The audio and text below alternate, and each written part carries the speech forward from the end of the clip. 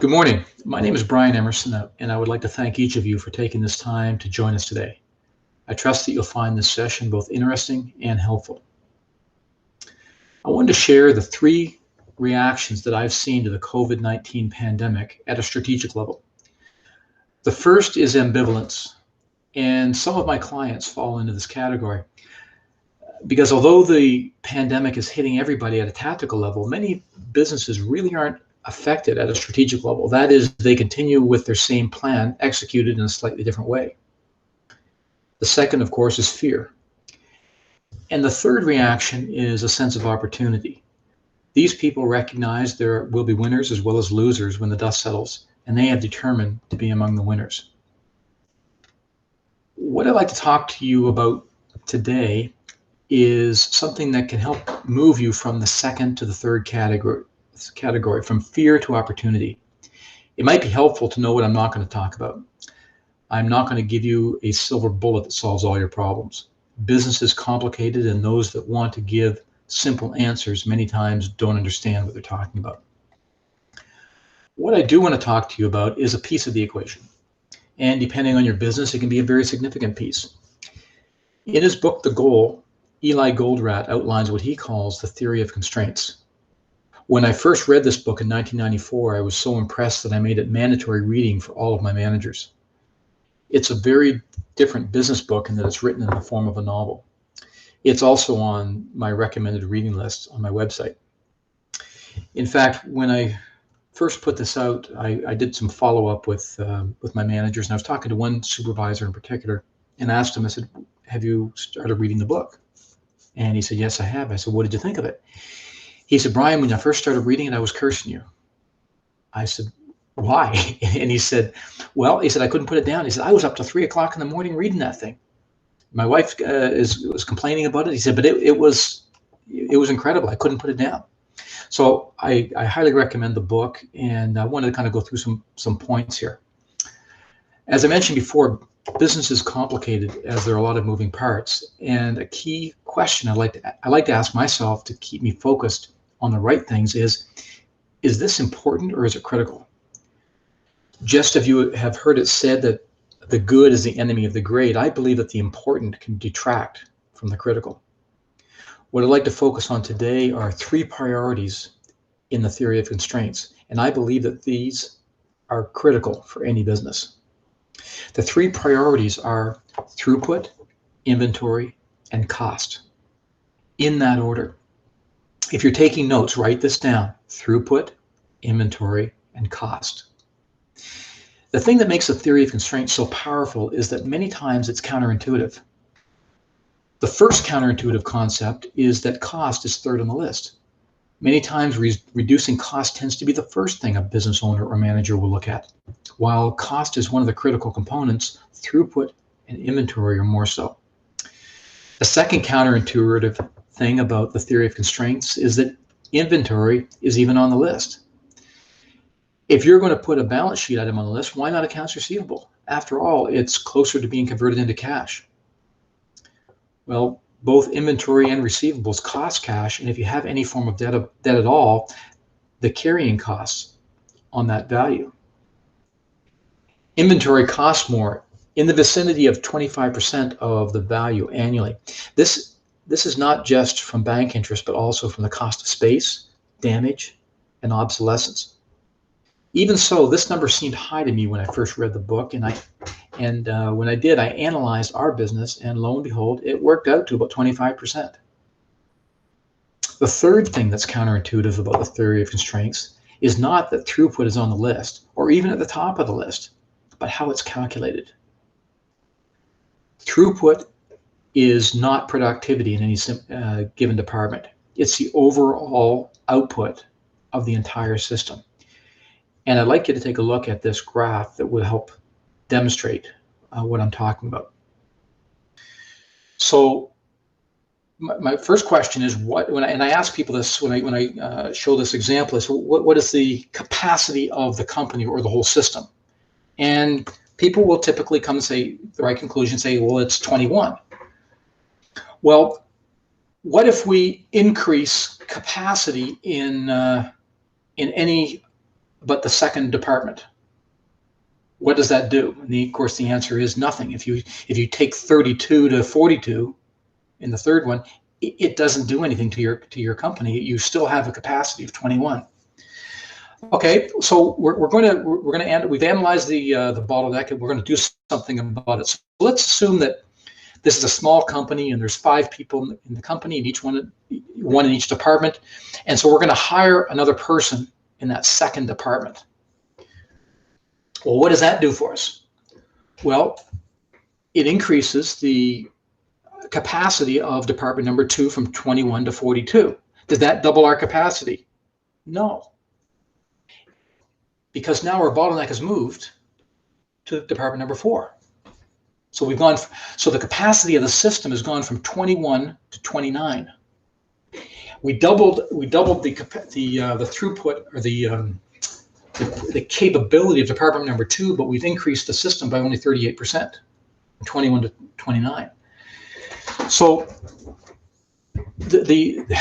that's what we need to focus on, is looking at your throughput. So only productivity gains in the bottleneck translates to increase in throughput, and that's key. It's how you calculate throughput in your system.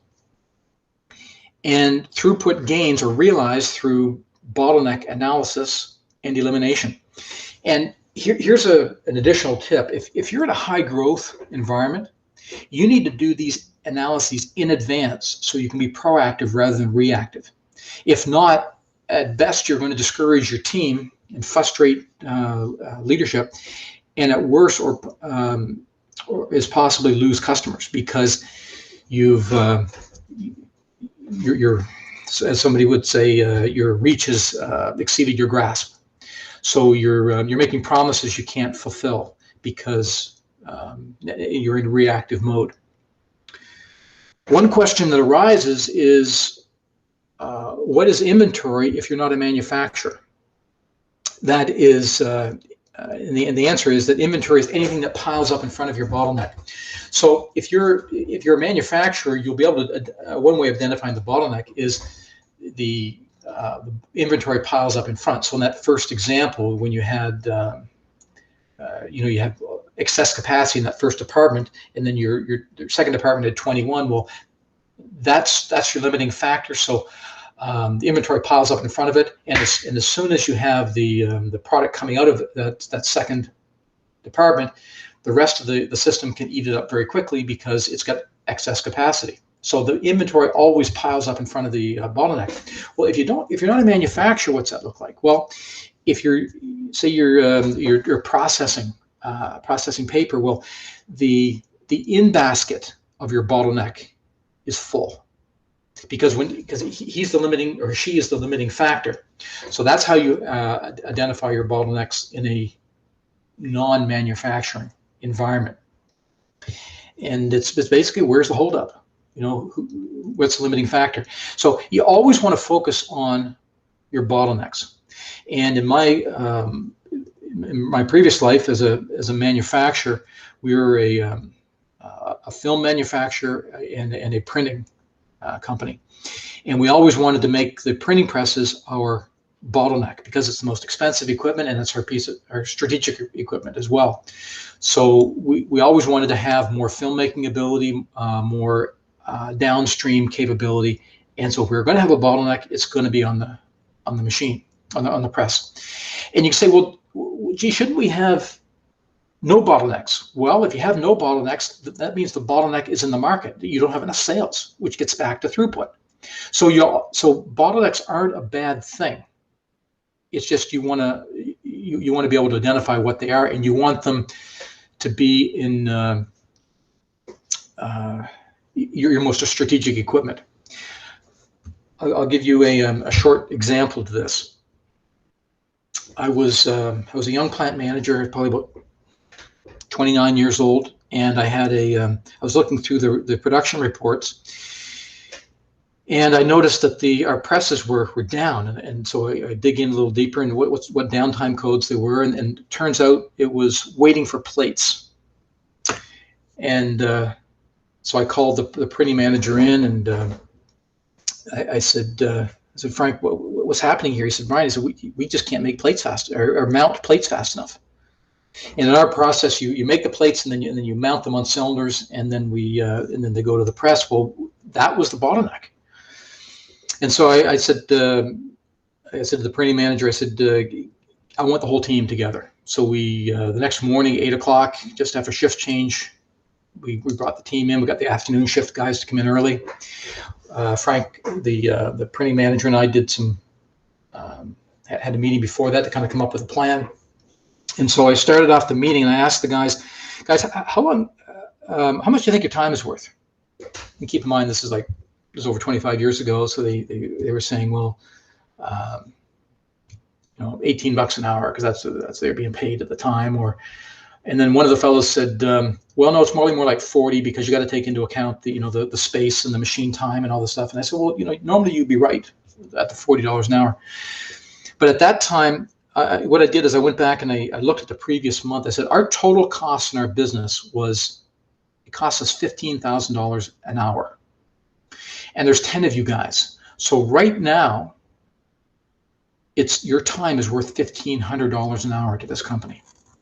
And I asked them what they did, and they said, well, they were checking the docket to make sure the docket was correct, and see if there's any problems. They would have to go find out, correct that. I said, every once in a while we're emptying garbage, and I said, okay. And then I kind of rolled out the plan to them. I said, guys, here's what we're doing. I'm going to assign a person to each shift. We're running 3 shifts at that time, and I said, and it's not going to be a junior guy. It's going to be a senior guy that knows what he's doing when he's looking at, because he's going to take all those dockets and he's going to make sure that when you get it, it's perfect, so that you're not running around looking for information. You're certainly not emptying garbage cans. We're going to make sure everything is all you guys have to do is what you do. The next day, the productivity in that department went up by 25%. And the docket, the bottleneck moved back onto the press where it should be. But if that statement struck you, that those guys' time was worth $1,500 an hour because they were the bottleneck and they shouldn't be, that's the power of this concept.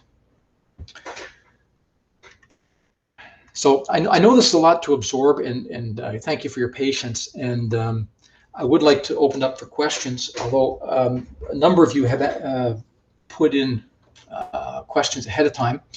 So what I'd like to do is take a crack at answering these questions as best I can, and then kind of just do a round table if there's any other ones that come out.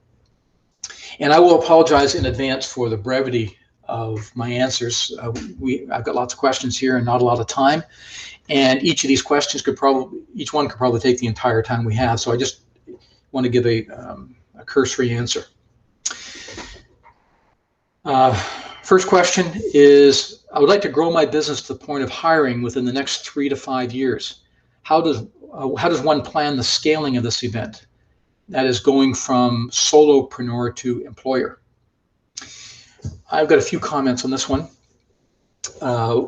One is, this is the most difficult stage. When you're going from 1 to more, the first person you hire, you're doubling your payroll, while maybe you only have incremental growth. And so you're taking a bit of a hit unless you can hire somebody part-time. So if the role you need is sometimes getting a digital assistant can be or a distance assistant that can be helpful. You tend to pay more for that. So, but if you only need 30% of a person, and you can pay 50% of a person to get it, you're still better off than hiring 100%.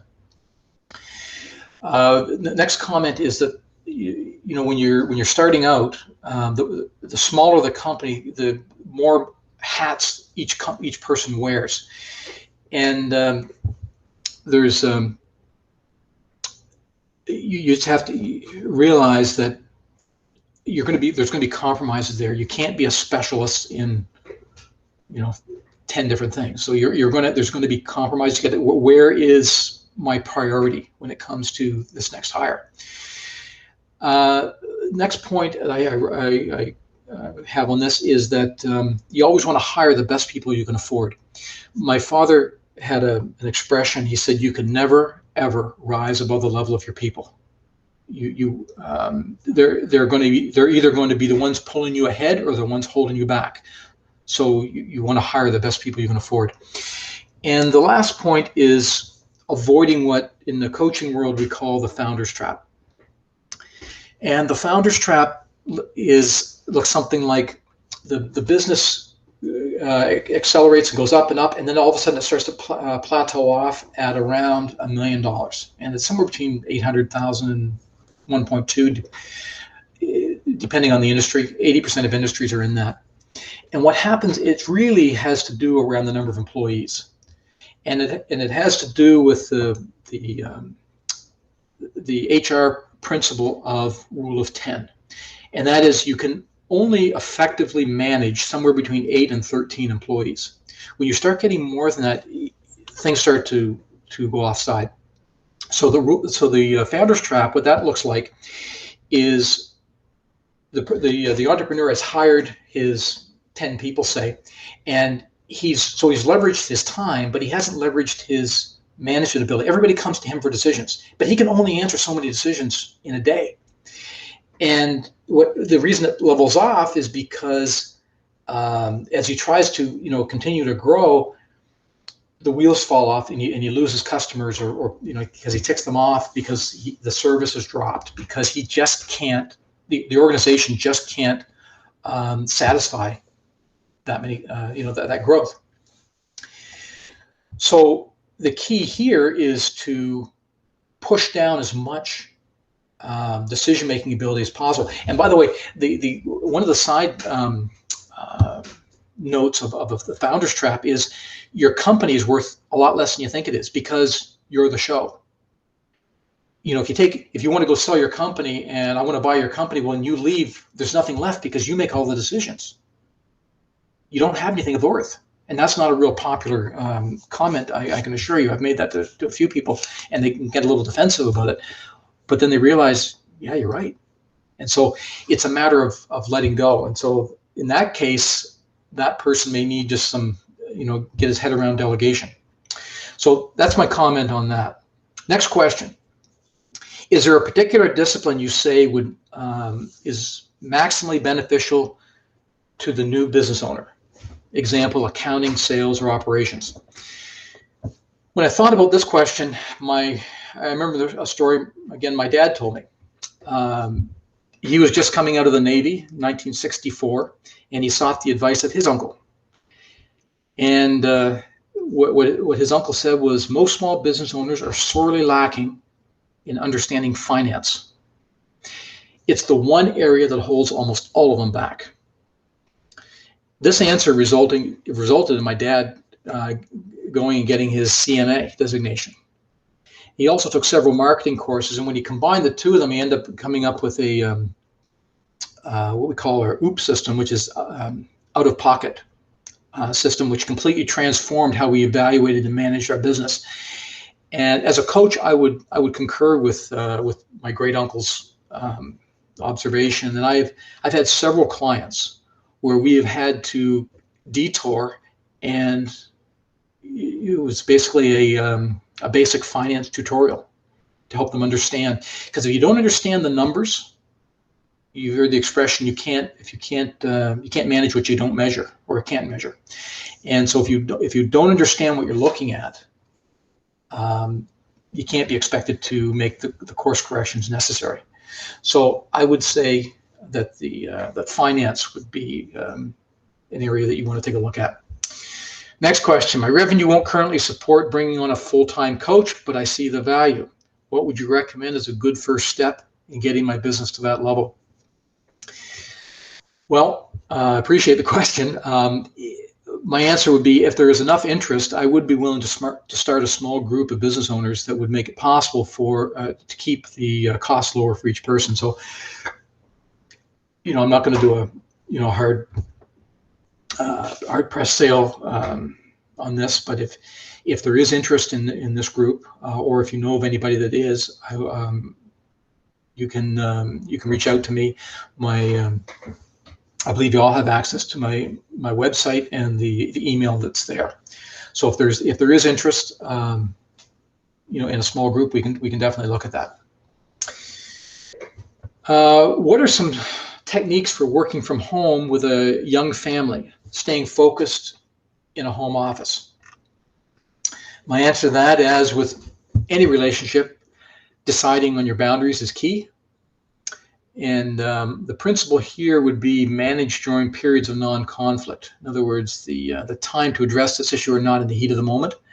So if your kids are kind of biting at the ankles and yelling and stuff, this is probably not the time to address it. But maybe after dinner, you say, look, let's just talk about how we used to work when Daddy's home.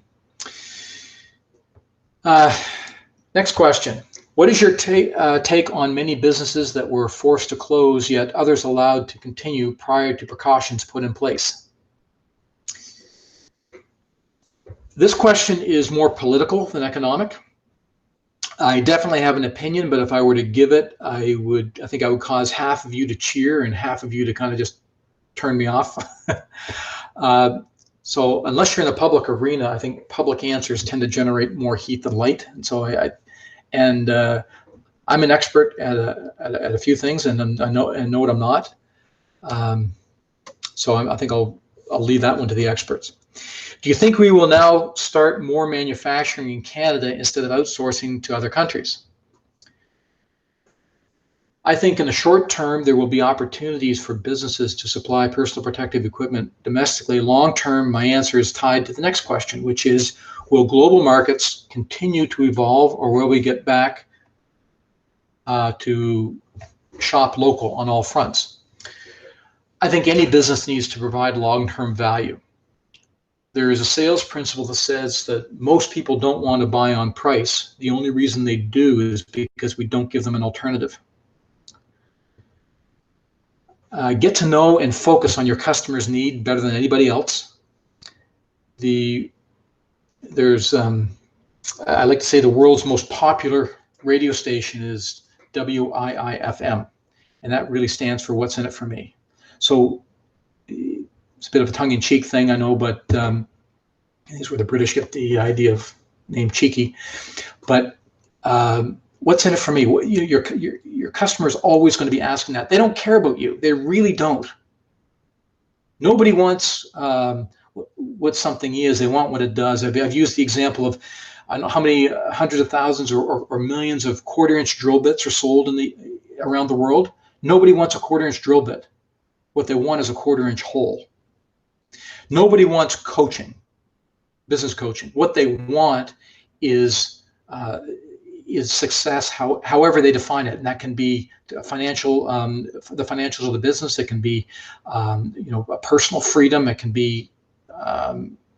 It doesn't matter. It's how do they define success, and that's what we need to find out. What solution are you solving?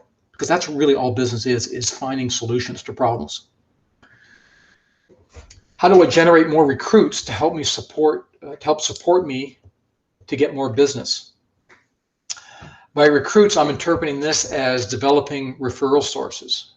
One of the things that you can do is develop strategic alliances. What that is figure out who does business or who wants to do business with the same people that you do. So, if you're selling like a sports equipment, then and you're selling sneakers, well, who's selling track pants? And can is there a way of getting together with them? So who does business with your ideal customer, and get to know them and build a relationship? And then you start by asking again, what's in it for me? So if I'm going to be talking to somebody that, as an example for me, it's as a coach, I am a trusted advisor to business owners. Well, who else is a trusted advisor? Well, they're a lawyer, they're accountant, they're a financial planner.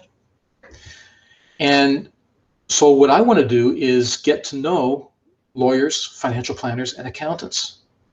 And so if I'm talking to them, how can I refer business to you? And when you do that, they're like, okay, you're trying to help me build my business. And there's something called the law of reciprocity, that when you do that, people want to reciprocate. It's the same thing as when somebody invites you and your wife over for dinner, and then you on the drive home, you're saying, well, we got to have them over. Or even worse, they invite you over the second time and you still haven't had them over once. Now you're really feeling the pressure that we got to get these folks over. We're starting to feel bad. That's the law of reciprocity, to feel like you want to even the scales. And so if you're referring people to other business, to business, they will want to do that for you. Zig Ziglar was known as the America's greatest salesman, died a few years ago. He said, you will get what you want if you help enough other people get what they want. So in this case, I would say, if you want to get those referrals, then you build strategic alliances. How do you generate more business with prospects? And I'll combine it with the next question. What's the most effective way to get prospects to use me as a necessity to answer my emails and text messages?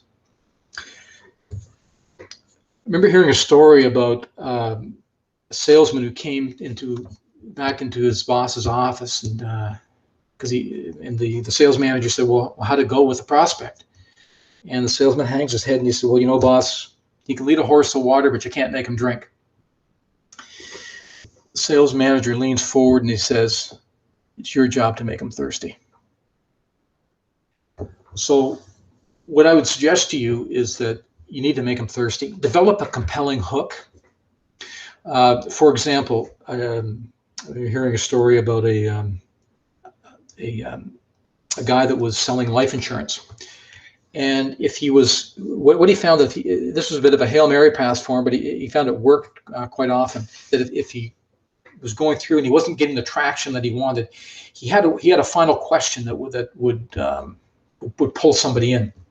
And that question was, Mr. Prospect, do you want your widow to dress as well as your wife does?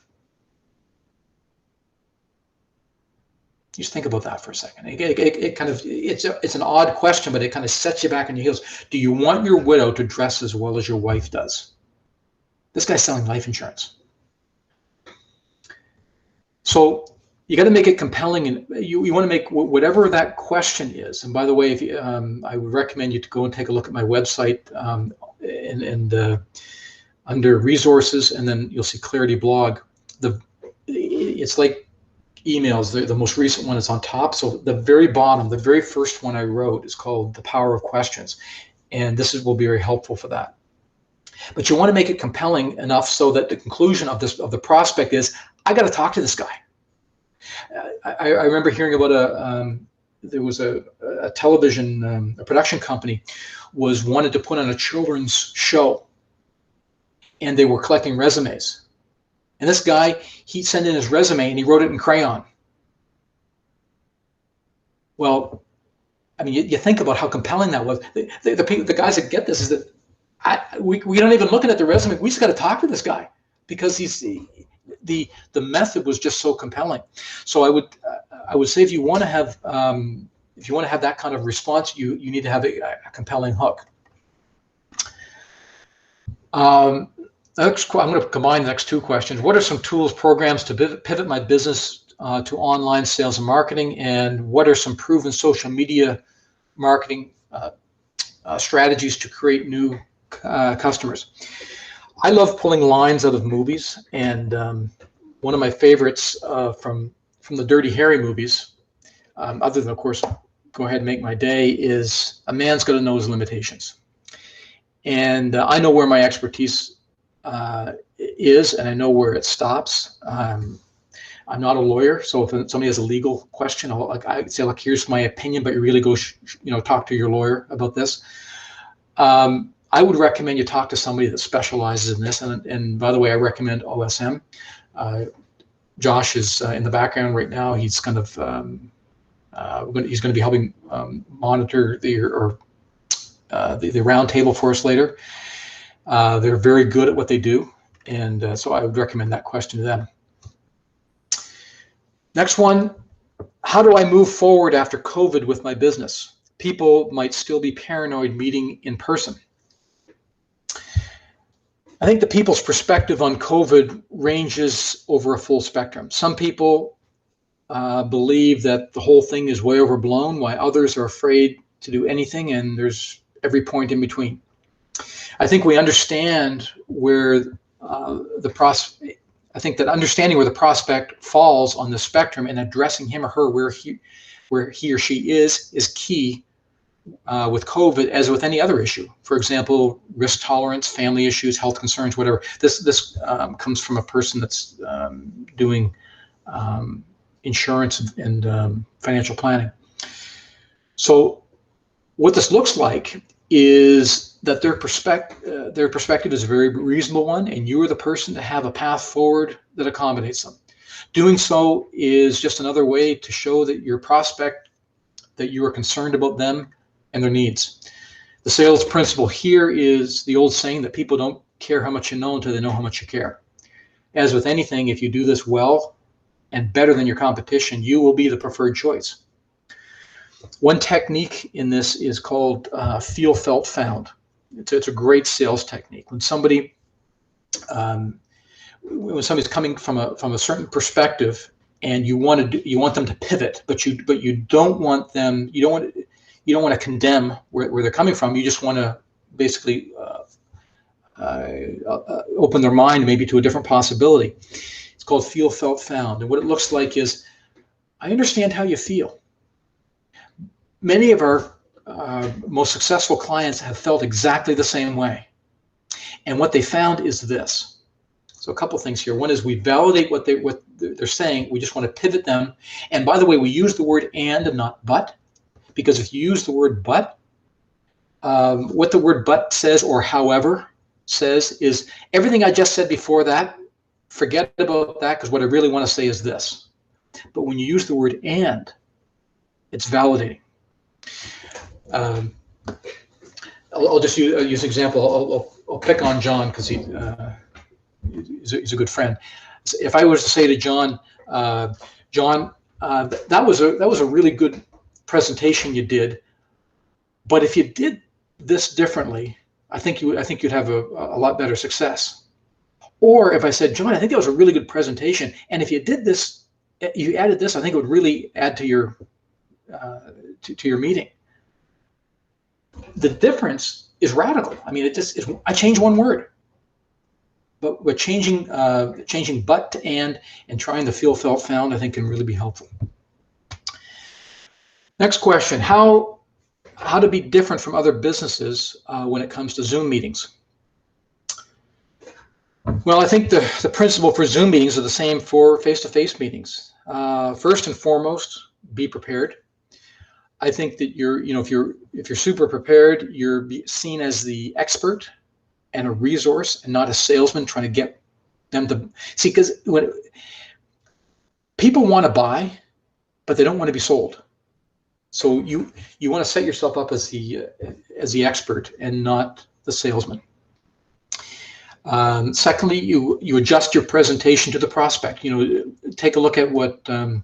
If you're familiar with temperament differences, I use DISC in my business, and I tell my clients that you really should have 4 different sales pitches for 4 different types of clients.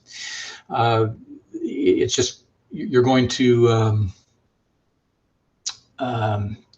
what would really connect with one type of temperament will turn off another.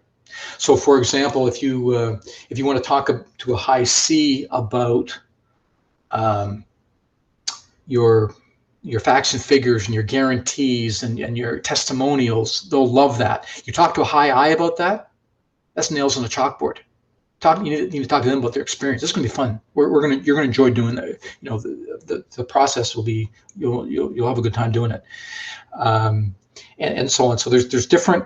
You want to have a different. A bit of a different shift, different presentation for different temperaments.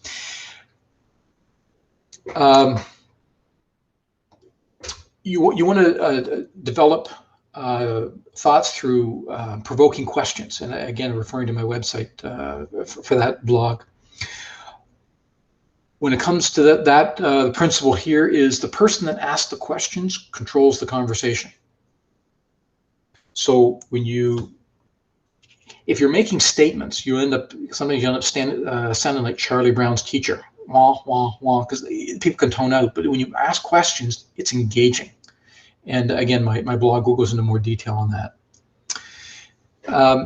The only additional thing I would say from a Zoom meeting standpoint would be become familiar with different options, whether it's FaceTime, Zoom, Microsoft Teams, Google Hangouts, whatever, to accommodate the preference of others.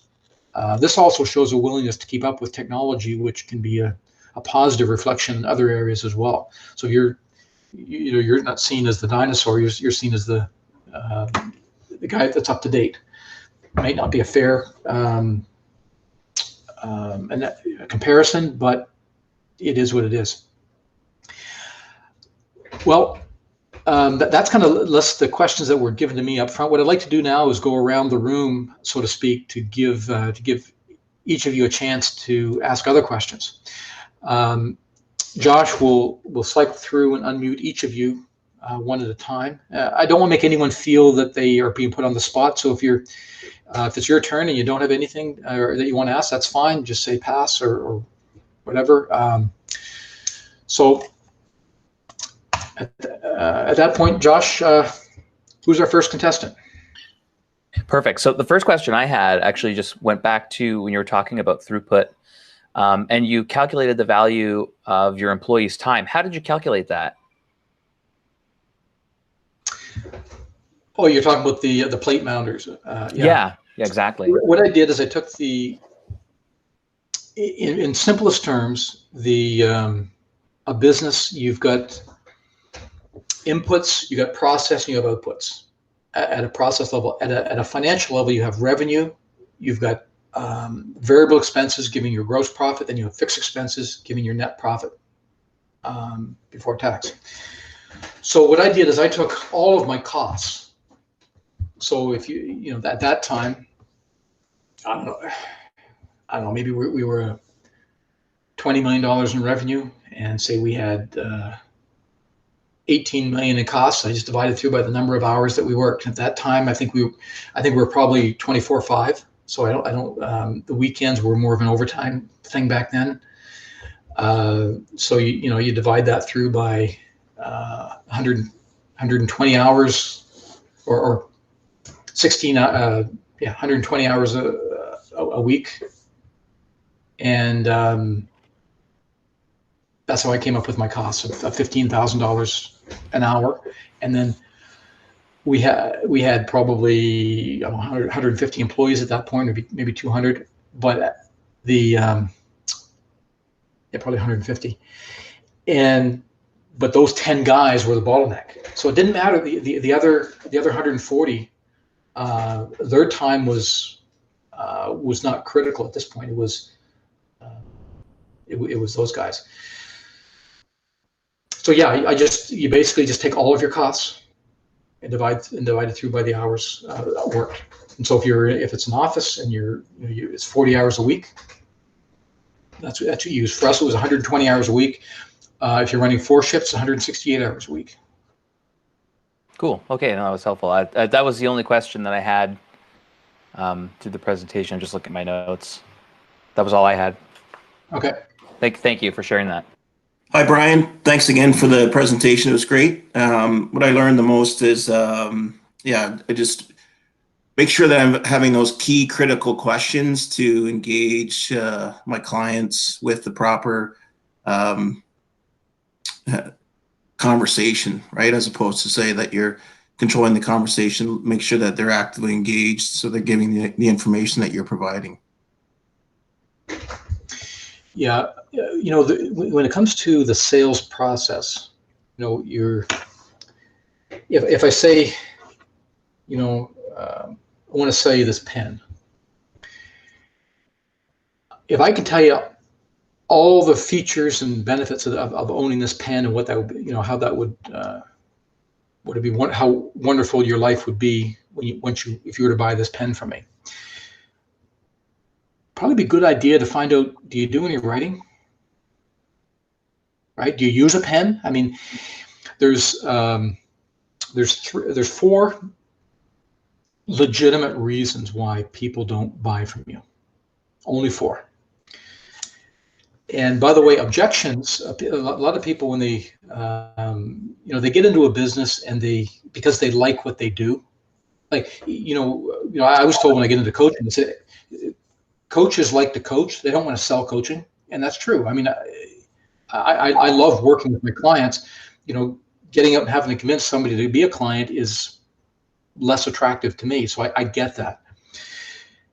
When the people that study the stuff, what they found is that although objections, the seller looks at that, can look at that as being very negative, we should look at it as being positive, because when they analyze sales encounters and they compare to the results, what they found is that successful sales have twice as many objections as unsuccessful sales meetings.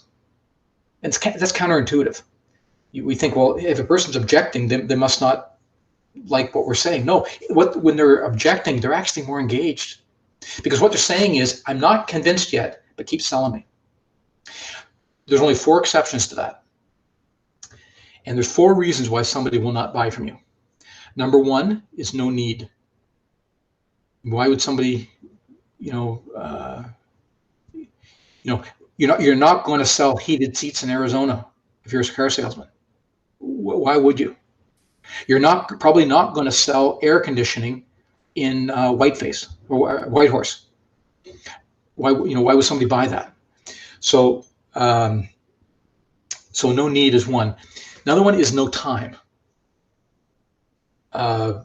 Aaron, love what you're talking about. The problem is I've got 5 projects on the go right now. 3 of them are going to be tied up in the next 2 months. Come and see me then.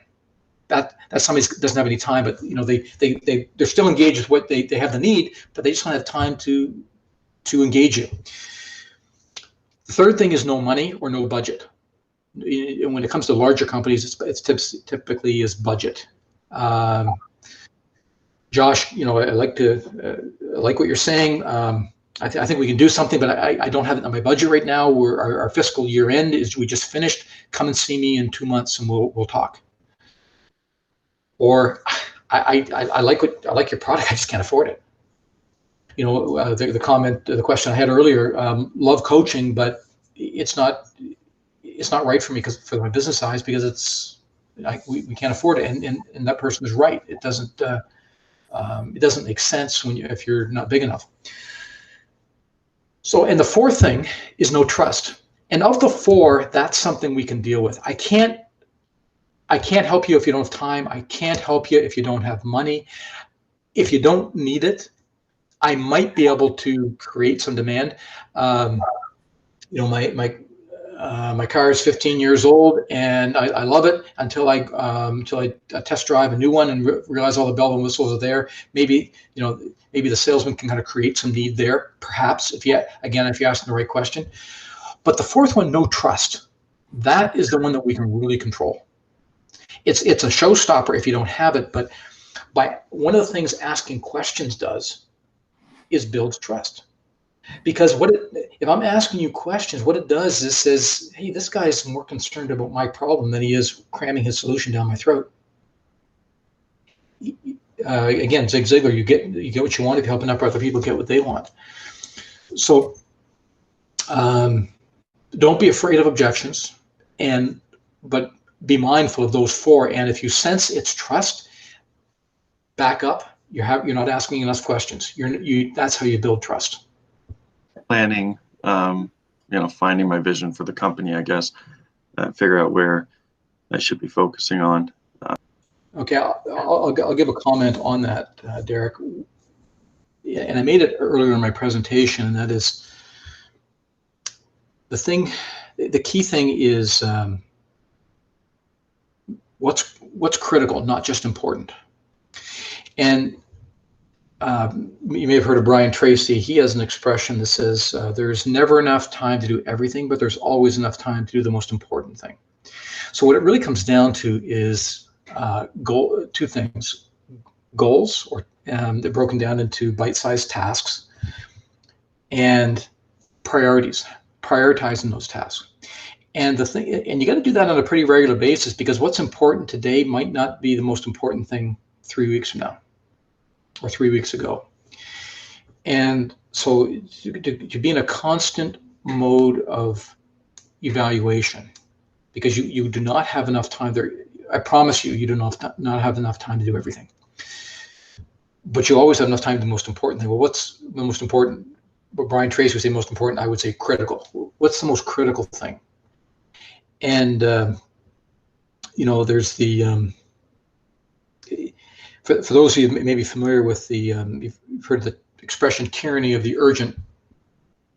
If you can imagine a two-dimensional graph where you've got urgent in one direction and important in another. Well, if something is urgent and important, yeah, we do that.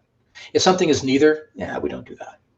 But if something is urgent versus and not important, or important and not urgent, that's a little harder. So the tendency is to go for the urgent. That's the expression, squeaky wheel gets the grease. And if if that wheel is squeaky, it's just annoying. Let's get her done. Well, that may not be the thing we should be doing. Maybe we should be doing something that's more important, but not quite as loud and squeaky. It's not quite as urgent. Because what happens is, if something is important but not urgent and you let it go, it starts to creep over, and it will become urgent and important, and then you'll have to do it anyway. And a lot of times that will be at the least opportune moment. It's kind of like Murphy's Law, so if you can do the important things before they get to be urgent, it also creates a whole lot less stress in your life. Because one of the things I say is that owning a business is stressful, but it's not as stressful as some people make it, because we do things, or we can do things to remove a lot of the stress. Some of the stress is inherent. You can't get away from it, but others is optional. So by prioritizing and being proactive, you mitigate a lot of stress.